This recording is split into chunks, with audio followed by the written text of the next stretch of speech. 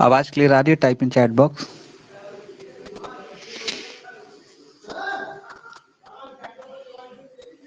All of you, is it voice is clear? Let me confirm that.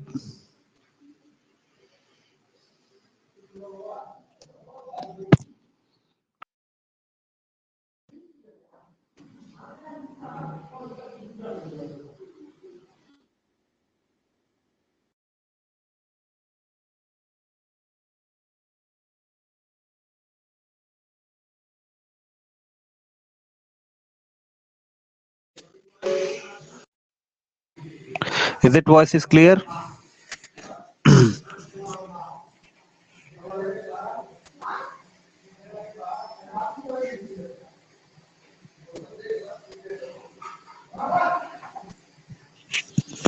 सब लोगों में आवाज क्लियर आ रही है? एक बार क्लियर करिए, उसके बाद आगे बढ़ेंगे।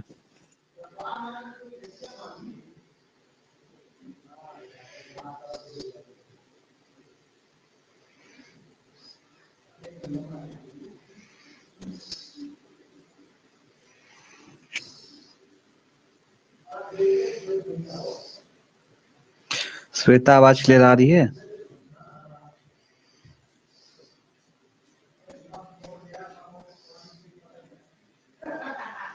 Type in chat box, is it voice is clear? कोई बोल ही नहीं रहा है।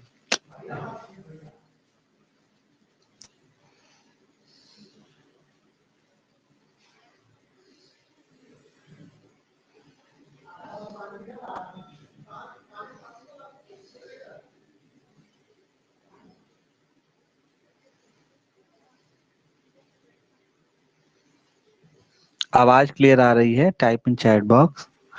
श्वेता, जो लोग जुड़े हो तो बोलो, कम से कम आवाज आ रही है कि नहीं आ रही है, तो उसके हिसाब से हम प्रोसीड करें।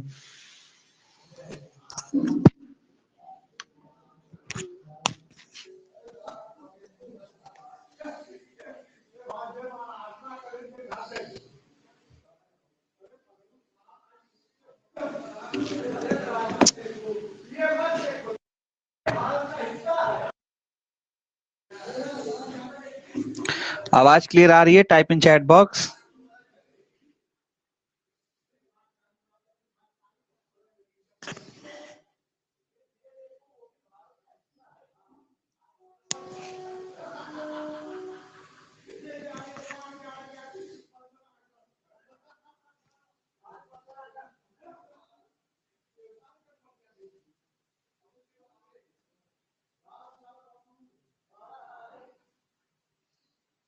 स्वाति, आवाज क्लियर आ रही है? Type in chat box as soon as possible.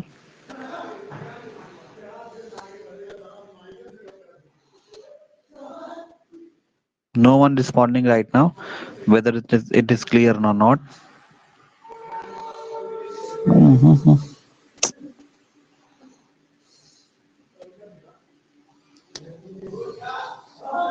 Okay.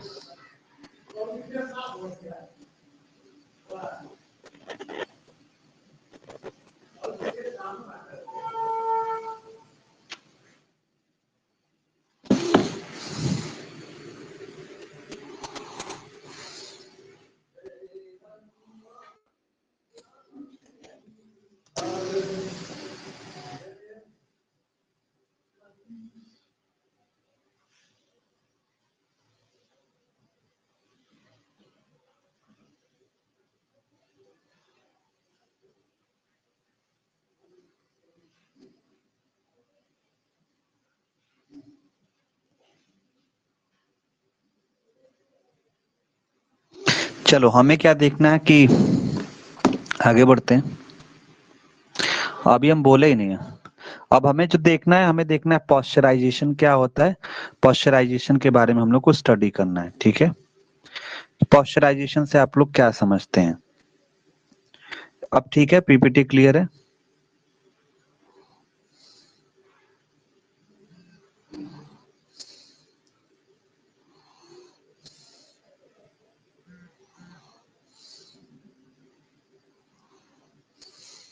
चलिए ठीक है। पॉस्चराइजेशन का मतलब होता है, देखो, मिल्क का पॉस्चराइजेशन होता है। दिख नहीं रहा है?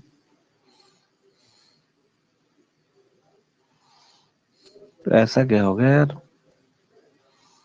देखिए, पॉस्चराइजेशन ऑफ मिल्क के बारे में अगर हम लोग बात करते हैं तो जो पॉस्चराइजेशन होता है वो प्रक्रिया होती है जिसमें जो कच्चे दूध होते हैं ना, जो कच्चा दूध होता है,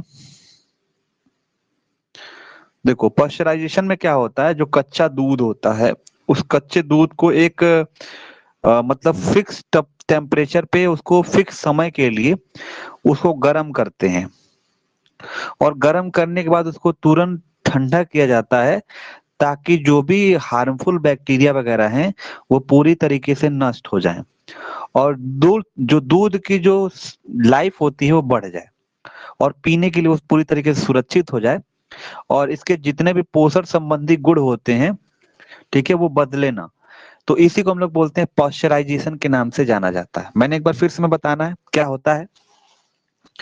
पॉस्चराइजेशन का मतलब होता है कि जो भी दूध होता है उसको जो जो उसके अंदर जो माइक्रो ऑर्गेनिज्म रहते हैं उस माइक्रो ऑर्गेनिज्म को नष्ट कर देना, उसको मार देना और वो पूरी तरीके से पीने युक्त बनाना, सुरक्षित बनाना, ठीक है। तो उसी को हम लोग क्या बोलते हैं, पॉस्चराइजेशन के नाम से जाना जाता है। स्वाति आवाज स्लो आ रही है क्या कि ठीक है? एक बार तुम लोग वॉल्यूम का प्रेस बटन कर दबाना, फिर एक जिसके में अगर दिक्कत आ रही हो तो एक बार बंद करके फिर से रिज्वाइन करना, अपने आप वो सही हो जाएगा। तो यही कह रहा है कि पॉस्चराइजेशन वो एक प्रोसेस होता है जिसमें कच्चे दूध को एक निश्चित टेम्परेचर पे और एक निश्चित समय के लिए हम लोग क्या करते हैं, उसको गर्म करते हैं, फिर उसके बाद वो अपना ठंडा हो जाता है। और इसको गर्म इसलिए किया जाता है ताकि जो भी हानिकारक बैक्टीरिया होते हैं जैसे कि ई कलाई हो गया, सॉल्मेनला वगैरह वगैरह हो गए, ये पूरी तरीके से नष्ट हो जाए और दूध की जो सेल्फ लाइफ होती है वो पूरी तरीके से बढ़ जाए और पीने के लिए सुरक्षित हो जाए, ठीक है। इसका सिर्फ सिर्फ ऑब्जेक्टिव यही रहता है कि दूध के में मौजूद जो भी रोगजनक माइक्रो ऑर्गेनिज्म होता है उसको मारना। प्रक्रिया इसका यही होता है, प्रोसेस का ये होता है कि दूध को लगभग 72 डिग्री सेल्सियस पर 15 से लेके 20 सेकंड तक गर्म किया जाता है, ठीक है, हाई टेम्परेचर शॉर्ट टाइम के लिए। समझ में आया? तो इसी को हम लोग क्या बोलते हैं, पॉस्चराइजेशन के नाम से जाना जाता है। और ये पॉस्चराइजेशन आपको क्या देखने के लिए मिलता है, दूध के अंदर देखने के लिए मिलता है। पॉस्चराइजेशन जो आपको देखने के लिए मिलता है वो बेसिकली आपको दूध के अंदर देखने को मिलता है, ठीक है। अब यहाँ पे लिखा हुआ है कि पॉस्चराइजेशन मतलब क्या होता है, यहाँ पे जो सिंपल भाषा में यहाँ पे लिखने की कोशिश की गई है कि पॉस्चराइजेशन से आप क्या समझते हैं। तो यहाँ पे लिखा है कि it is the heating of every particle of milk to at least 145 Fahrenheit for 30 minute या 161 फ़ारेनहाइट फॉर 15 सेकेंड। क्या कह रहा है, कह रहा है कि पॉस्चराइजेशन मतलब क्या होता है कि दूध का हर एक पार्टिकल को गर्म करना आधे घंटे के लिए। अगर देखो सेल्सियस नहीं लिया इसमें, 145 फ़ारेनहाइट लिया है। 145 अगर फ़ारेनहाइट ले रहे हैं तब 30 मिनट के लिए तक गर्म करिए। अगर उसका टेम्परेचर बढ़ा के 160 डिग्री फ़ारेनहाइट कर रहे हैं तब उसको 15 सेकंड के लिए रखिए। तो ये जो पॉस्चराइजेशन का मतलब यही होता है कि जो भी वहां पे स्टेरिलाइजेशन मतलब क्या होगा, स्टेरिलाइजेशन मतलब कि जो भी माइक्रो ऑर्गेनिज्म फ्री करना दूध, मतलब कि उसमें जो भी हमारे पास हार्मफुल है उस चीज को पूरी तरीके से स्टेराइज कर लेना, उसके बाद उसको मतलब पूरी तरीके से हटाना। तो यहाँ आप देखो वही लिखा है पैराग्राफ के अंदर कि जो पॉस्चराइजेशन होता है, पॉस्चराइजेशन का मतलब होता है स्टेरिलाइजेशन विच रिजल्ट, देखो क्या लिखा है, which result in destruction of disease causing organism without without losing the constituent of milk, ठीक है। यहाँ तक कोई दिक्कत कोई परेशानी? तो वही लिखा है, जो पॉस्चराइजेशन का मतलब यही होता है कि जो भी पार्टिकल उसको स्टेरलाइज करना और उससे क्या होता है कि जो भी डिजीज होता है वो मतलब ऐसे डिजीज होते हैं पूरी तरीके से जो दूध को स्पॉइल करते हैं या फिर उसको कॉन्स्टिट्यूएंट में बेसिकली जो माइक्रो ऑर्गेनिज्म होता है उसको मार देना, उसी को पॉस्चराइजेशन कहा जाता है। और ये जो प्रोसेस होता है पॉस्चराइजेशन का पहली बार कौन इंट्रोड्यूस किया था, तो लुइस पास्चर ने किया था। किस में किया था, तो वाइन के अंदर और बियर इंडस्ट्रीज के अंदर, ठीक है। एक तरीके के अल्कोहल्स होते हैं ये वाइन और बियर, उसके अंदर ये प्रोसेसेस आपको देखने को मिला था। अब यहाँ पे समझते हैं कि मेथड क्या होता है पॉस्चराइजेशन का। तो यहाँ पे बता रहा है कि यहाँ पे टोटल 2 मेथड होते हैं पॉस्चराइजेशन ऑफ मिल्क के लिए। सबसे पहला होता है कि होम पॉस्चराइजेशन ऑफ मिल्क और दूसरा होता है कमर्शियल पॉस्चराइजेशन ऑफ मिल्क। तो होम पॉस्चराइजेशन तो आप काफी जानते हो, जो घर में मम्मी लोग गर्म कर देती हैं ताकि दूध शाम तक चले, रात तक चले, खराब ना हो। तो उसको हम लोग क्या बोलते हैं, होम पॉस्चराइजेशन ऑफ मिल्क के नाम से जाना जाता है। तो यहाँ पे लिखा है होम पॉस्चराइजेशन ऑफ मिल्क के बारे में बात करेंगे। तो बताओ कि it is the simplest and satisfactory method. In this milk is pasteurise in the milk bottle, ठीक है, and the cover of the bottle is removed and little milk is poured out and it is a made। देखो simple भाषा में कह रहा है कि ये सिंपलेस्ट और सेटिस्फैक्टरी मेथड होता है। इसमें जो मिल्क को हम लोग पॉस्चराइज किया जाता है मिल्क बॉटल के अंदर, तो जो कवर होता है बॉटल का उसको हटा देते हैं और उसमें उसके अंदर थर्मोमीटर रखते हैं। सीधा सीधा ही कह रहा है कि भैया made up in the cover of bottle a thermometer is inserted and this bottle are kept and in the. फिर उसके बाद आप देखोगे कि जैसे उसको थोड़ा सा हल्का सा हीट करते हैं तो जो टेम्परेचर होता है वो 145 डिग्री फ़ारेनहाइट जैसे पहुंचता है, तो ये जो pail is remove from the heat and bottle are left in the hot water about 30 minutes. फिर आफ्टर दैट जो हॉट वाटर को रिप्लेस कर दिया जाता है कोल्ड वाटर से until until the milk is cooled. Ice is used for the cooling. Simple simple पहले गर्म करके उसको कूल कर लिया जाता है, उसी को पॉस्चराइजेशन के नाम से जाना जाता है। अब यहाँ पे समझते हैं कि कॉमर्शियल पॉस्चराइजेशन ऑफ मिल्क क्या होता है। यहाँ तक कोई दिक्कत है? हम्म।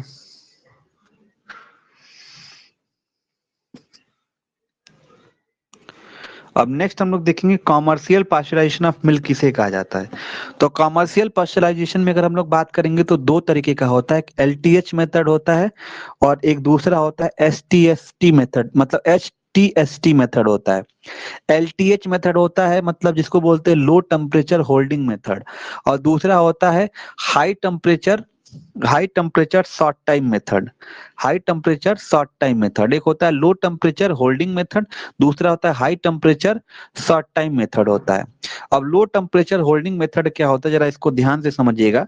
जो लो टेम्परेचर होल्डिंग मेथड होता है और दूसरा होता है high temperature short time method क्या होता है, जरा ध्यान से समझिएगा। इसमें लिखा है कि इस मेथड में जो मिल्क होता है उसको हम लोग 145 डिग्री फ़ारेनहाइट पे गर्म करते हैं 30 मिनट के लिए, एक किसी क्लोज कंटेनर के अंदर, ठीक है। तो लिखा है कि enclose container by steam coil, hot water jacket और by continuous spraying the heated water along the side of container, and it is then cooled by using the ice water. By this method above 99% pathogenic bacteria of milk are destroyed after this milk is packed। तो भाई देखो कहना क्या चाह रहा है, कहना ये चाह रहा है कि लो टेम्परेचर वाले में होता क्या है, इस मेथड में हम लोग 145 डिग्री फ़ारेनहाइट रखते हैं और 30 मिनट तक गर्म करते हैं किसी क्लोज कंटेनर के अंदर, और हॉट, फिर उसके बाद क्या है कॉन्टिन्यूअस हम लोग मतलब हीटेड वाटर को स्प्रे करते रहते हैं साइड कंटेनर पे। फिर उसके बाद जैसे उसमें बैक्टीरिया पूरी तरीके से डिस्ट्रॉय हो जाते हैं, पैथोजेनिक बैक्टीरिया 99% इसमें मिल्क में डिस्ट्रॉय हो जाते हैं, उसके बाद इसको हम लोग क्या करते हैं, मिल्क को ठंडा करके इसको पैक कर लिया जाता है। नेक्स्ट यहाँ पे समझते हैं कि high temperature short time method क्या होता है। तो लिखा है कि इस मेथड में, लिखा है in this method milk is heated in close container by steam coil, मतलब हर जगह स्टीम कॉइल से ही गर्म किया जाता है या हॉट वाटर जैकेट के थ्रू या मतलब गर्म किया जाता है। तो इस पे हम लोग कॉन्टिन्यूसली हीट वाटर यहाँ पे स्प्रे करते रहते हैं और इसका जो टेम्परेचर रखते हैं 15 मिनट के लिए 161 डिग्री फ़ारेनहाइट रखते हैं और 15 सेकंड के लिए रहता है, सॉरी। तो अब इसमें सीधा सीधा एक बात में समझो कि भैया ये मेथड होता है, इसमें जो मिल्क गर्म के दूध गर्म किया जाता है वो स्टीम कॉइल की मदद से गर्म किया जाता है या हॉट वाटर जैकेट के थ्रू इसको गर्म किया जाता है, और इस पे कॉन्टिन्यूसली हीट गर्म व पानी इस पे हम लोग स्प्रे करते रहते हैं और इसके टेम्परेचर को 161 डिग्री फ़ारेनहाइट रखते हैं 15 सेकंड के लिए, और जो हीटेड मिल्क रहता है वो फिर उसको कूल कर लिया जाता है आइस वाटर का इस्तेमाल करके, और फिर उसके बाद इसको पैक कर लिया जाता है। तो ये होता है high temperature short time method होता है। शॉर्ट टाइम मतलब कि 15 सेकंड के अंदर ही इसको गर्म करना। ठीक है, और इसको पूरी तरीके से बैक्टीरिया फ्री करना।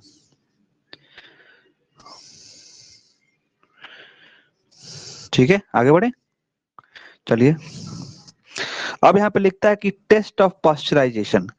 अब जाहिर सी बात है, गरम वरम तो आपने कर लिया है, अब इसको टेस्ट कैसे करोगे। ठीक है, तो लिखा है सबसे पहला होता है फॉस्फेट टेस्ट। अब फॉस्फेट टेस्ट क्या होता है एक बार पढ़ देते हैं, समझिए। 5 ml buffer is added to the 5 ml milk sample, second for short time, then incubated in water bath at 37 degrees Celsius for 10 minutes. Then 6 drop of 2 to 6 dibromoquinone chloride solution is added, allowed to stand for 5 minutes. Gray brown color indicate the proper pasteurization of milk। देखो कहना क्या चाह रहा है, कहना ये चाह रहा है कि जैसे मैं तुमको टेस्ट ट्यूब का एग्जांपल लूं, एक मैंने टेस्ट ट्यूब ले लिया, इस टेस्ट ट्यूब के अंदर 5 ml बफर सॉल्यूशन ले लिया। 5 ml क्या ले लिया मैंने, बफर सॉल्यूशन ले लिया, और 5 ml हमने इसमें क्या ले लिया, मिल्क ले लिया। उसको सेक कर लेंगे, या इनक्यूबेशन कहा जाता है। इनक्यूबेशन करने ना, सेक कर लेना, सेक कर लेना उसको 10 मिनट तक पूरी तरीके से। होता है ना, एक मशीन आती है तुम लोग के कॉलेज में रखी होगी, उसको सेक कर लिया जाएगा, प्रॉपर तरीके से मिक्स हो जाए। मिक्स होने के बाद वहां पे क्या करोगे, लगभग लगभग 6 ड्रॉप डाइब्रोमो क्यूनोन मिलाओगे। जैसे dibromo quinone chloramide solution, dibromo quinone chloramide solution जैसे ही इसके अंदर मिलाएंगे, ध्यान देना, वर्ड याद रखना, डाइब्रोमो क्यूनोन क्लोरामाइड सॉल्यूशन मिलाते हैं, तो उसके बाद मिलाने के बाद उसको 5 मिनट तक स्टैंड में छोड़ देंगे, तो क्या देखने के लिए मिलेगा, ग्रे कलर या ब्राउन कलर आ जाएगा। तो ग्रे अगर ब्राउन कलर आ गया 5 मिनट छोड़ने के बाद, तब तो कहोगे कि पॉस्चराइजेशन मिल्क का अच्छे तरीके से हुआ, यानी कि उसमें कोई बैक्टीरिया नहीं है। लेकिन वही अगर आपका ब्लू कलर आ जाता है, तब ये कहोगे कि भैया पूरी अच्छे तरीके से पॉस्चराइजेशन नहीं हुआ है। तो तुमको जो मैंने इसमें लिखा हुआ है वही चीज लिखा हुआ है, मैंने जो बताया कि 5 ml बफर लिया गया, 5 ml सैंपल लिया गया, उसको सेक कर रहे हैं शॉर्ट टाइम के लिए, इंक्यूबेट करेंगे 37 डिग्री सेल्सियस पे 10 मिनट के लिए। फिर 6 ड्रॉप हम इसमें मिलाते हैं डाइब्रोमोक्यूनोन क्लोरामाइड सॉल्यूशन मिलाते हैं, तो 5 मिनट तक जैसे स्टैंड पे रखते हैं तो ग्रे ब्राउन कलर का आएगा, तो ये बताता है कि पॉस्चराइजेशन प्रॉपर हुआ है। अगर हमारा ब्लू कलर आएगा तो कहोगे कि इम्प्रॉपर पॉस्चराइजेशन हुआ है। सही हुआ, कोई दिक्कत कोई परेशानी। अब ये 2013 में आंसर नंबर 3 है।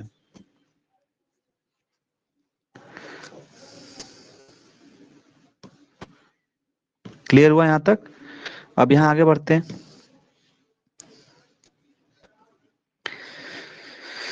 देखो यहाँ पे लिखा हुआ 2013 में आया, ड्रॉपलेट न्यूक्लियाई किसे कहा जाता है, और इसको जरा समझिएगा आप लोग कि ड्रॉपलेट न्यूक्लियाई किसे कहते हैं। तो जो ड्रॉपलेट न्यूक्लियाई होता है, देखो पढ़ देते हैं एक बार कि droplet nuclei form in warm dry atmosphere when respiratory droplet become dry. क्या बोला मैंने, ड्रॉपलेट न्यूक्लियाई जो होते हैं, ये आपके ड्रॉपलेट न्यूक्लियाई हवा में बनते हैं। ठीक है, मतलब सीधा सीधा कहोगे कि जब आपका एटमॉस्फेयर सूखा रहता है ना और गर्म रहता है, तो हमारे ये ड्रॉपलेट न्यूक्लियाई बनते हैं। तो यहाँ ये पहली लाइन लिखा है कि droplet nuclei form in warm dry atmosphere when respiratory droplet become dry. जो इसकी साइज होती है और 2.5 माइक्रोमीटर, वो रिड्यूस हो जाती है, इसीलिए इसको हम लोग क्या बोलते हैं, ड्रॉपलेट न्यूक्लियाई बोलते हैं। ये काफी स्मॉल होते हैं, काफी लाइट होते हैं, और हवा में फ्लोट करते हैं काफी समय के लिए, काफी मिनट के लिए, काफी घंटे के लिए। तो ये जो ड्रॉपलेट न्यूक्लियाई होते हैं, तो micro organism are protected by dry mucus and they can pass mechanical barrier of the upper respiratory tract and reaches to the lungs. तो यहाँ पे यही लिखा हुआ है, यहाँ पे यही बोला गया कि सर जो माइक्रो न्यूक्लियाई होते हैं, ड्राई वार्म एटमॉस्फेयर या रिस्पिरेटरी, मतलब सीधा सीधा बता रहा है कि भैया आपका ये जो, एक मिनट,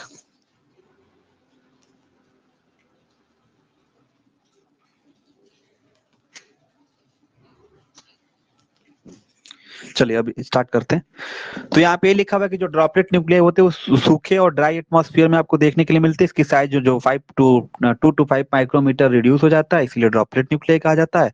ये काफी छोटे होते हैं, स्मॉल होते हैं, फ्लोट करते हैं काफी समय के लिए, काफी घंटे के लिए। फिर यहाँ पे बताओगे कि जो ड्रॉपलेट न्यूक्लियाई होता है, इसमें micro organism are protected by dry mucus ठीक है। अब यहाँ पे लिखा है कि some of common disease causing by the microbes, और माइक्रोब्स के द्वारा कुछ डिजीज देखिए। तो सबसे पहले यहाँ पे लिखा वायरल डिजीज हो गया, और यहाँ पे माइक्रोब्स कौन कौन से होते हैं। तो यहाँ पे लिखा है मम्प्स। मम्प्स का आपने नाम सुना होगा, ये मम्प्स वायरस की वजह से फैलता है। इन्फ्लुएंजा जो होता है, इन्फ्लुएंजा मैक्सो वायरस इन्फ्लुएंजा से फैलता है। पोलियोमाइलिटिस जो होता है वो पोलियो वायरस से फैलता है। कॉमन कोल्ड राइनो वायरस से फैलता है। चिकन पॉक्स वेरिसेला वायरस से, स्मॉल पॉक्स वेरिकोला वायरस से फैलता है। ठीक है, वेरिकोला वायरस होता है, और वो होता है वेरिसेला वायरस होता है। ठीक है।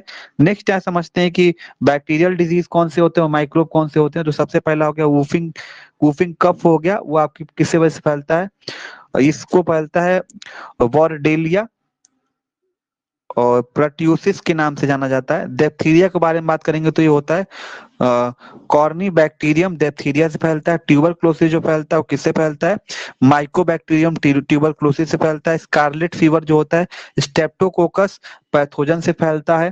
फिर उसके बाद निमोनिया के बारे में बात करेंगे तो न्यूमोनोकोकस निमोनिया से फैलता है या न्यूमोनोकोकल निमोनिया से फैलता है। ब्रोंकाइटिस जो होता है हीमोफिलस इन्फ्लुएंजा से फैलता है। ठीक है।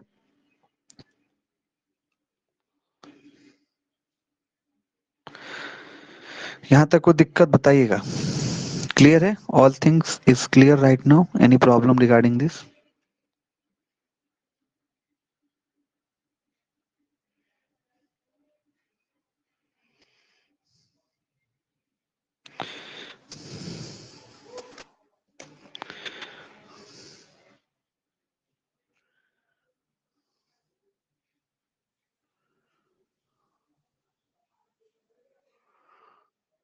देखो, फंगल डिजीज के बारे में बात करेंगे तो इसमें होता है इस स्पर्जिलोसिस जो स्पर्जिलस से फैलता है। नेक्स्ट हो गया कैंडियासिस जो होता है कैंडिया एल्बेकिना से फैलता है। फिर आपके पास नेक्स्ट आपके पास हो गया क्या, जिसको हम लोग बोलते हैं, ये वाला हमें क्लियर नहीं है तो आपको कल हम इसको प्रॉपर तरीके से लिख के हम बता देंगे, क्योंकि ऑलरेडी आपके पास ये शॉर्ट नोट्स आया हुआ है कि 2015 के अंदर आंसर नंबर 5 और आंसर सेकंड का है। ठीक है, जिसमें हम लोग देखेंगे कि डिलेड एलर्जिक रिएक्शन क्या होता है और एलर्जिक रिएक्शन किसे कहा जाता है, दो तरीके का इसमें बताया गया है। तो कल हम लोग देखेंगे और इसके अंदर इसका कंट्रोल एंड बाकी चीजें क्या है। ठीक है, ये वाला पोर्शन और ये वाला पीडीएफ आखिरी पीडीएफ है, ये माइक्रो ऑर्गेनिज्म खत्म हो जाएगा, इसमें हम लोग इसको डिस्कस कर लेंगे। फिर उसके बाद इसका डिजीज साइकिल क्या, कंट्रोल क्या, स्पर्जिलस क्या होता है, फिर इसका इंपॉर्टेंस क्या, पेनिसिलिन, कॉलरेला क्या होता है, ये आपका स्टेप्टोमाइसिन क्या होगा, क्लास्ट्रोडियम क्या होता है, ये आखिरी। इसके बाद आपका माइक्रो ऑर्गेनिज्म पूरी तरीके से खत्म हो जाएगा, फिर जेनेटिक इंजीनियरिंग इसके बाद स्टार्ट कर देंगे। लीव कर जाइए। ठीक है।